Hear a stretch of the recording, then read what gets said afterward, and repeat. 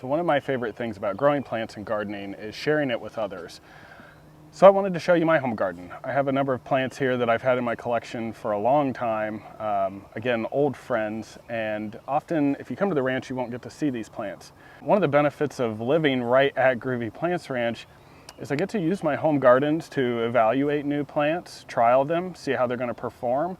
It gives me a better understanding of what to offer my customers. And I also get to showcase what I love, and I just thought I'd show you some of my personal gardening efforts. So we're here at my home, and this space that I'm in right now is all brand new. This was all put in this spring. In a recent video, I told you about trimming back hanging baskets, and believe it or not, every one of these salvias that I put in, I pinched back to nothing but foliage. They were blooming in their little quart pots when I put them in, and I pinched them, and it was about 2 weeks. We're maybe 3 weeks in here now on the planting. I didn't get these in the ground till well after Mother's Day because we were so slammed at the nursery. I really very much adore California poppies. And you'll see them throughout the garden here. I seeded these in with seed packs, and a lot of people don't know that these California poppies actually bloom all season here in Ohio. And I've had them looking good almost up to Christmas before. It all depends on the season. You've probably heard me talk about uptick coreopsis. We have masses of these through this garden. And again, here's another plant I sheared back to nothing but foliage when I planted it after Mother's Day, and here's where we are today, late June. So I'm going to give these another shear here in a few weeks just because I want a really dense, heavy bloom in mid-August. So what we have here are all different annual salvias. Now the crazy thing is all of my black and bloom over at the ranch actually came back last year. But what I'm going for here is a hummingbird magnet garden. I sit right up here on the porch in the evenings and watch the different pollinators and hummingbirds rove through this. And it is annual, and chances are I'll need to replace a lot of it. But I wanted to impact with this being a brand new garden. Down through here are largely my Rebutia collection. These were kept dry. They've been out for a week, and look at the buds all over them. So that little bit of rain that we had, these are all South American cacti, and just that short period, they're already budding up. They're gonna be spectacular. So it's just a small collection of some of my favorite stuff. There's a few euphorbias mixed in as well.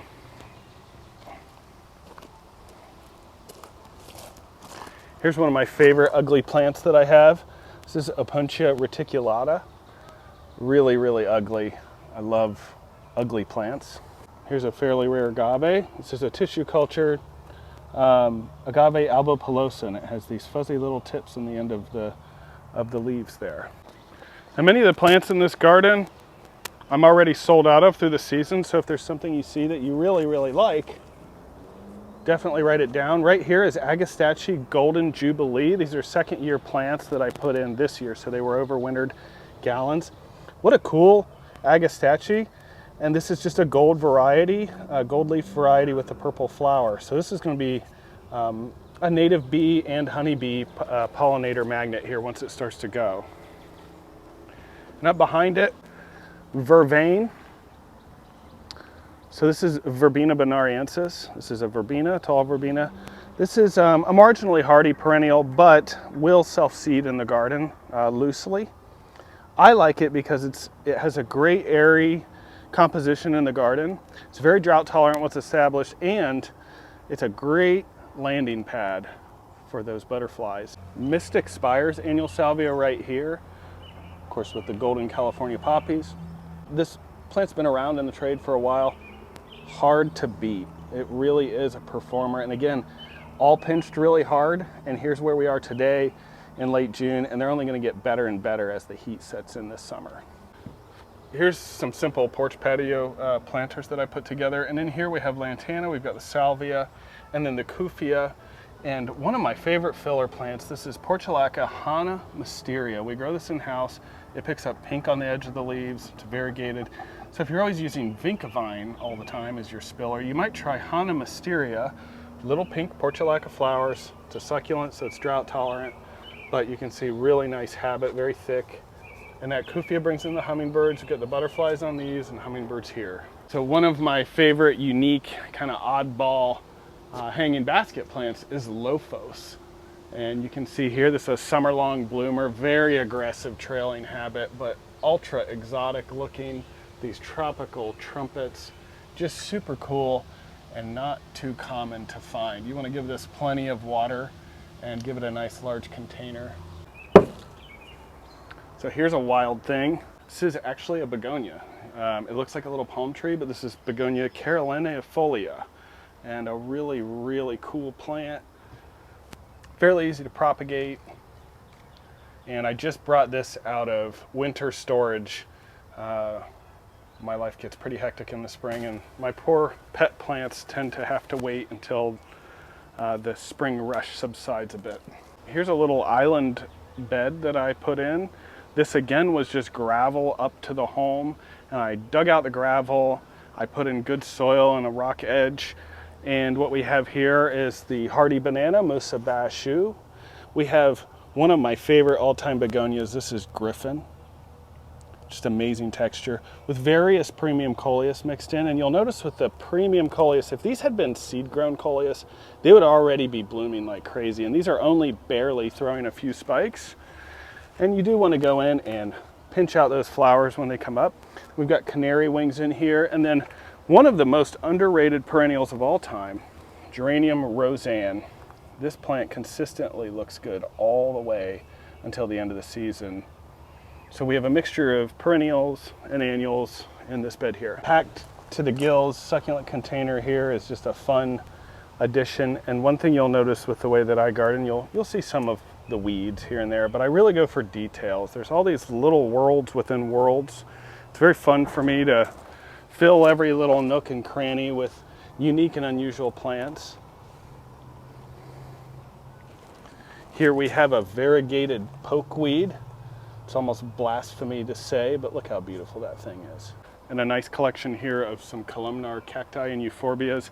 Here's some euphorbias that I actually cut, and of course I live here, so I'm rooting these in these pots, and I have them pinned up against our siding here to hold them up till they root in. So fun little side projects. You might wonder where some of the plants come from. Sometimes they just come from my home, and I bring them over when they're done cooking. And of course, a gigantic canary wings begonia. This is my plant. I patented this plant, brought it to market. It's now available internationally. You can see that super bright green color, and this thing never stops flowering. So it's loaded, and it is only going to get better and better as the season progresses. So my home garden also gives me the opportunity to try weird stuff that we find around the nursery, like this variegated spoon tomato. A red variegated tropical hibiscus here in full bud. The thing never really puts on much of a flower show, but that variegation is super cool. And then the waterfall begonias I've talked about. Here is what you can expect if you want to zoom back a little bit. Look at the size. This was one hanging basket planted after Mother's Day in a whiskey barrel. And I have the wasabi coleus in here and some other premium coleus. But look at that. Just incredible. Big, beautiful plant. Here is shrimp plant. Aphelandra is really nice. And we're going to do a lot more of these in the coming years. Just a durable, really nice performer in the heat of summer. I have containers of peppers mixed in with annuals. There's no rule that says you can't throw some kufia in with your jalapenos. And then these are actually agaves that I'm just growing to sell at the store. I have them in between every barrel here. So this is agave Joe Hoke. By growing them right here in my own yard, I can get them exactly the way I want them before I bring them over to the ranch. So here's one of my all-time favorite plants in the collection. This is the only one in the whole world. So this is an agave hybrid that we did right here at the ranch. And these are the only variegated progeny from that cross. That's 1 in a million. Now here's a plant that I would love to offer more of. This is honeybush. This is a second-year plant, so it's impossible to find in the trade. So if you like it, let me know, and I may well try to offer some. But it's big, dramatic foliage. You mix that with begonias and coleus, and you've got a pretty killer, unique container. And then premium mixed containers, you've got, again, the Vista and your black and bloom, bringing in the hummingbirds. And that black and bloom with the wasabi is an excellent combo. And then this guy's getting a little crowded out. I'm going to trim this back here soon. but that coral verbena is looking nice. So a little over a year ago, I cut in the rock garden here at my home. And this is where I have been growing hardy succulents, drought-tolerant perennials, and trialing the different cacti and so forth. Of course, doing a little hybridizing as well too, because they're all here together.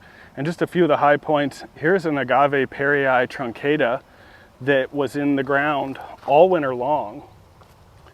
And what I did was I covered it with a very large kind of Tupperware tote, threw a brick on top, and didn't uncover it until early spring, and the plant is gorgeous. So this was a victory for me. A lot of pea gravel in here, very good drainage. Then right next to it is agave virginica, herbaceous or deciduous agave, throwing up spikes now.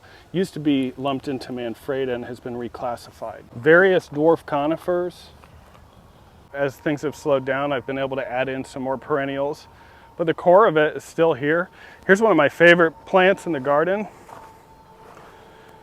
In 3 weeks, this thing will be an inferno of orange. This is licorice mint, Agastache rupestris.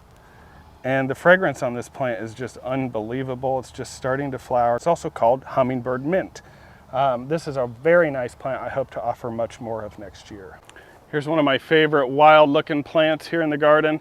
A great pollinator plant. This is Eryngium yuccifolium. This is a wonderful native plant and just a unique statement. I mean, look how large it is. Loving life here in this dry garden. Here's one of my all-time favorite plants. This is Kumara plicatilis, and I actually grew this plant from seed, and it is like a small tree. This is an aloe relative. It used to be in the aloe group, and just one of my prized plants. The fact that I grew it from seed and it's gotten so big through the years, definitely one of my favorites. Thanks for coming to see my home garden. I'll show you again here as things start to fill in. It's very colorful, but there's still a lot of open ground to fill. And hope your gardening efforts are going wonderful this season too. See you next time.